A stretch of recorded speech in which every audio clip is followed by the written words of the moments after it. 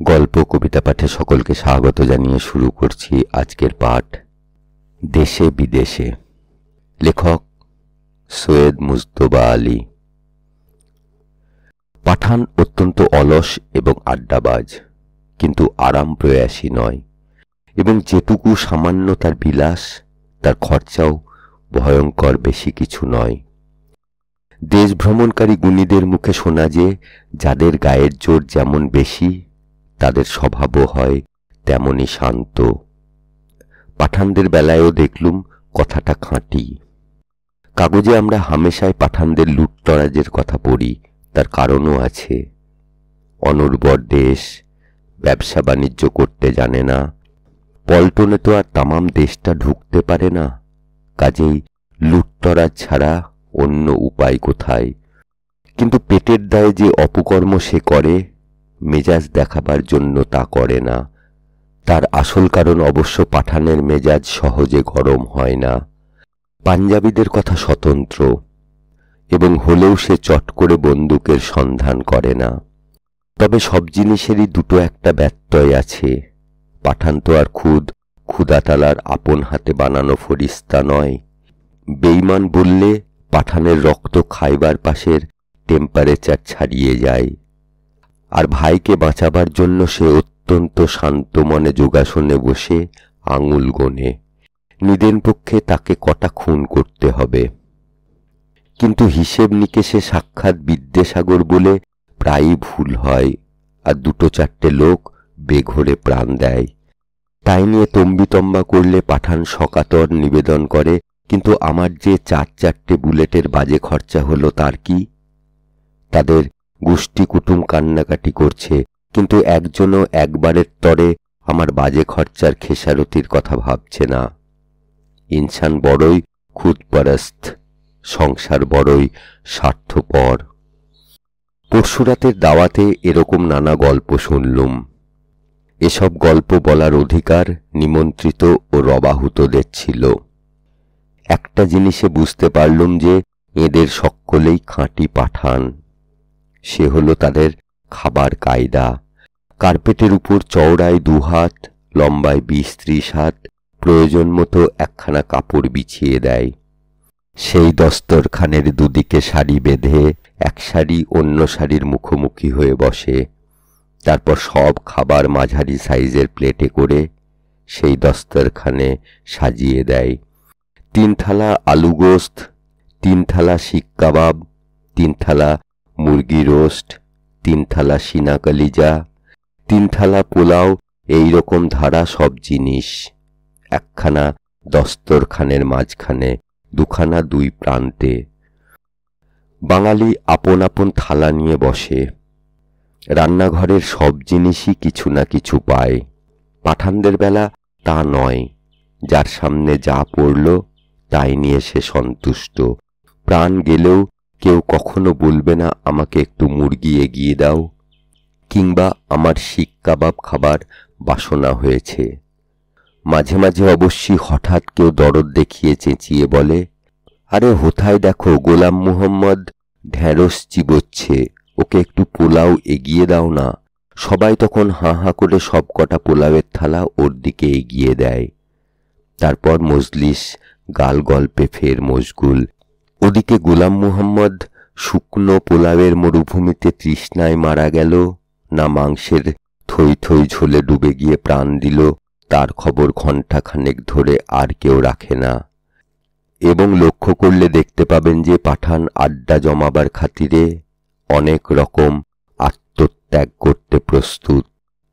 গল্পের নেশায় বেখেয়ালে অন্তত 8 ডজন অতিথি শুদ্ধ শুকনো রুটি চিবিয়েই যাচ্ছে। অবচেতন ভাবটা এই, পোলাও মাংস বাঁচতে হয়, দেখতে হয়, বহুত বাইনাক্কা। তাহলে লোকের মুখের দিকে তাকাবো কি করে, আর না তাকালে গল্প জমবেই বা কি করে? অথচ এরা সবাই ভদ্র সন্তান, 2 পয়সা কামায়ও বটে, বাড়িতে নিশ্চয়ই পছন্দ মাফিক পোলাও কালিয়া খায়। কিন্তু পাঠান জীবনের প্রধান আইন, একলা বসে নবাবি খানা খাওয়ার চেয়ে ইয়ারবক্সির সঙ্গে শুকনো রুটি চিবোনো ভালো। ওমর খৈয়ামও বলেছেন, তব সাথী হয়ে দগ্ধ মরুতে পদ ভুলে তবু মরি, তোমারে ছাড়িয়ে মসজিদে গিয়া কি হবে মন্ত্রস্বরী। কিন্তু ওমর বুর্জুয়া কবির বিদগ্ধ পদ্ধতিতে আপন বক্তব্য প্রকাশ করেছেন। পাঠান ভাঙা ভাঙা উর্দুতে ওই একই আপ্তবাক্য প্রলেতারিয়া কায়দায় জানায়, দোস্ত তুমহারি রোটি হামারা গোস্ত, অর্থাৎ নেমন্তন্ন করেছ সেই আমার পরম সৌভাগ্য, শুধু শুকনো রুটি কুছ পরোয়া নেহি, আমি আমার মাংস কেটে দেব। কাব্যজগতে যে হাওয়া বইছে তাতে মনে হয় ওমরের শরাবের চেয়ে মজুরের ধেনুর কদর বেশি। তবে একটা কথা বলে দেওয়া ভালো, পাঠানের ভিতর বুর্জুয়া প্রলেতারিয়ায় যে তফাৎ সেটাও সম্পূর্ণ অর্থনৈতিক। অনুভূতির জগতে তারা একই মাটির আসনে বসে, আর চিন্তাধারায় যে পার্থক্য সে শুধু কেউ খবর রাখে বেশি, কেউ কম, কেউ শেক্সপিয়ার পড়েছে, কেউ পড়েনি। ভালো মন্দ বিচার করার সময় দুই দলে যে বিশেষ প্রভেদ আছে মনে হয়নি। আচার ব্যবহারে এখনো তারা গোষ্ঠীর ঐতিহ্যগত সনাতন জ্ঞান দেওয়া নেওয়ার পন্থা অনুসরণ করে। এসব তত্ত্ব আমাকে বুঝিয়ে বলেছিলেন ইসলামিয়া কলেজের এক অধ্যাপক। অনেকক্ষণ ধরে নানা রঙে নানা দাগ কেটে সমাজতাত্ত্বিক পটভূমি নির্মাণ করে বললেন, এই ধরুন আমার সহকর্মী অধ্যাপক ক্ষুদাবাক্সের কথা। ইতিহাসে অগাধ পণ্ডিত, ইহ সংসারে সব কিছু তিনি অর্থনীতি দিয়ে জলের মতো তরল করে এই তৃষ্ণার দেশে অহরহ ছেলেদের গলায় ঢালছেন। ধর্ম পর্যন্ত বাদ দেন না। যীশুখ্রিস্ট তাঁর ধর্ম আরম্ভ করেছিলেন ধনের নবীন ভাগবণ্টন পদ্ধতি নির্মাণ করে। তাতে লাভ হওয়ার কথা গরিবেরই বেশি। তাই সবচেয়ে দুঃখী জেলেরা এসে জুটেছিল তাঁর চতুর্দিকে। মহাপুরুষ মুহাম্মদও নাকি সুদ তুলে দিয়ে অর্থ বণ্টনের জমিকে আরবের মরুভূমির মতো সমতল করে দিয়েছিলেন। এসব তো ইহলোকের কথা, পরলোক পর্যন্ত ক্ষুদাবক্স অর্থনৈতিক রেঁদা চালিয়ে চিক্কন মসৃণ করে দিয়েছিলেন। কিন্তু থাক এসব কচকচানি, মোদ্দা কথা হচ্ছে ভদ্রলোক ইতিহাসের দূরবীনে আপন চোখটি এমনই চেপে ধরে আছেন যে অন্য কিছু তাঁর নজরে পড়ে কিনা সে বিষয়ে আমাদের সকলের মনে গভীর সন্দেহ ছিল। মাসখানেক পূর্বে তাঁর বড় ছেলে মারা গেল।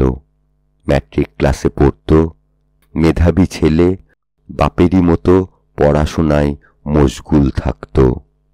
বড় ছেলে মারা গিয়েছে, চোট লাগার কথা, কিন্তু ক্ষুদাবাক্স নির্বিকার। সময় মতো কলেজে হাজিরা দিলেন। চায়ের সময় আমরা সন্তর্পণে শোক নিবেদন করতে গিয়ে আর এক প্রস্থ লেকচার শুনলুম। জরাথুস্ট কোন অর্থনৈতিক কারণে রাজা গুস্ত আসপকে তাঁর নতুন ধর্মে দীক্ষিত করেছিলেন। 3 দিন বাদে দুসরা ছেলে টাইফয়েডে মারা গেল। ক্ষুদাবাক্স বৌদ্ধ ধর্মের কি এক পিটক না খোদায় মালুম কি, তাই নিয়ে বাহ্য জ্ঞান শূন্য। 1 মাস যেতে না যেতে স্ত্রী মারা গেলেন পিত্রালয়ে। ক্ষুদাবাক্স তখন সিন্ধুর পারে পারে সিকান্দার শাহের বিজয় পন্থার অর্থনৈতিক কারণ অনুসন্ধানে নাক কান বন্ধ করে তুরীয় ভাব অবলম্বন করেছেন।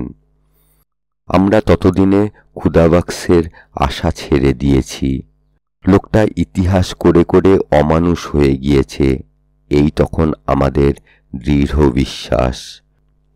আর পাঠান সমাজ যখন মনুষ্য জাতির সর্বোচ্চ গৌরবস্থল, তখন আর কি সন্দেহ যে ক্ষুদাবাক্সের পাঠানত্ব সম্পূর্ণ কর্পূর হয়ে গিয়ে তার ঐতিহাসিক টেলিস্কোপের পাল্লারও বহু ঊর্ধ্বে দূর দূরান্তরে পঞ্চেন্দ্রিয়াতীত কোনো সূক্ষ্ম লোকে বিলীন হয়ে গিয়েছে। এমন সময় মারা গেল তাঁর ছোট ভাই, পল্টনে কাজ করত। ক্ষুদাবাক্সের আর কলেজে পাত্তা নেই। আমরা সবাই ছুটে গেলুম খবর নিতে। গিয়ে দেখি এক প্রাগৈতিহাসিক ছেঁড়া গালচের ওপর ক্ষুদাবাক্স গড়াগড়ি দিচ্ছেন। পুঁথিপত্র, ম্যাপ, কম্পাস চতুর্দিকে ছড়ানো। গড়াগড়িতে চশমার একটা পরকলা ভেঙে গিয়েছে। ক্ষুদাবাক্সের বুড়ো মামা বললেন, 2 দিন ধরে জল স্পর্শ করেননি। হাউ হাউ করে কাঁদেন আর বলেন, আমার ভাই মরে গিয়েছে। শোকে যে মানুষ এমন বিকল হতে পারে পূর্বে আর কখনো দেখিনি। আমরা সবাই নানা রকমের সান্ত্বনা দেবার চেষ্টা করলুম, কিন্তু ক্ষুদাবাক্সের মুখে ওই এক কথা, আমার ভাই মরে গিয়েছে। শেষটায় থাকতে না পেরে আমি বললুম, আপনি পণ্ডিত মানুষ, শোকে এত বিচলিত হচ্ছেন কেন? আর আপনার সহ্য করবার ক্ষমতা যে কত অগাধ সে তো আমরা সবাই দেখেছি। 2টি ছেলে স্ত্রী মারা গেলেন, আপনাকে তো এতটুকু কাতর হতে দেখিনি। ক্ষুদাবাক্স আমার দিকে এমনভাবে তাকালেন যেন আমি বদ্ধ উন্মাদ, কিন্তু মুখে কথা ফুটল। বললেন, আপনি পর্যন্ত এই কথা বললেন? ছেলে মরেছিল তো কি, আবার ছেলে হবে। বিবি মরেছেন তো কি, নতুন শাদী করব, কিন্তু ভাই পাবো কোথায়?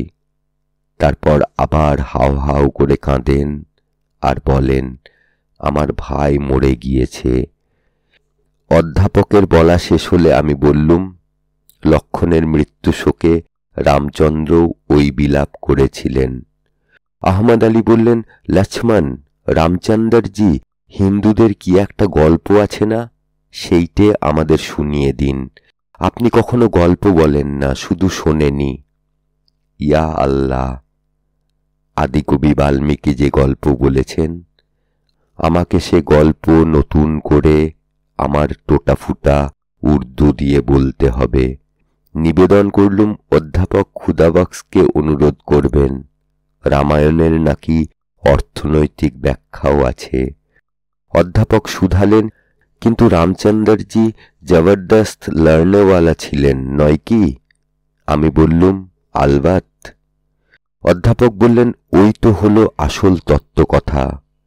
বীর পুরুষ আর বীরের জাত মাত্রই ভাইকে অত্যন্ত গভীরভাবে ভালোবাসে। পাঠানদের মতো বীরের জাত কোথায় পাবেন বলুন? আমি বললুম, কিন্তু অধ্যাপক ক্ষুদাবাক্স তো বীরপুরুষ ছিলেন না। অধ্যাপক পরম পরিতৃপ্তি সহকারে বললেন, সেই তো গুচ্ছতর তত্ত্ব।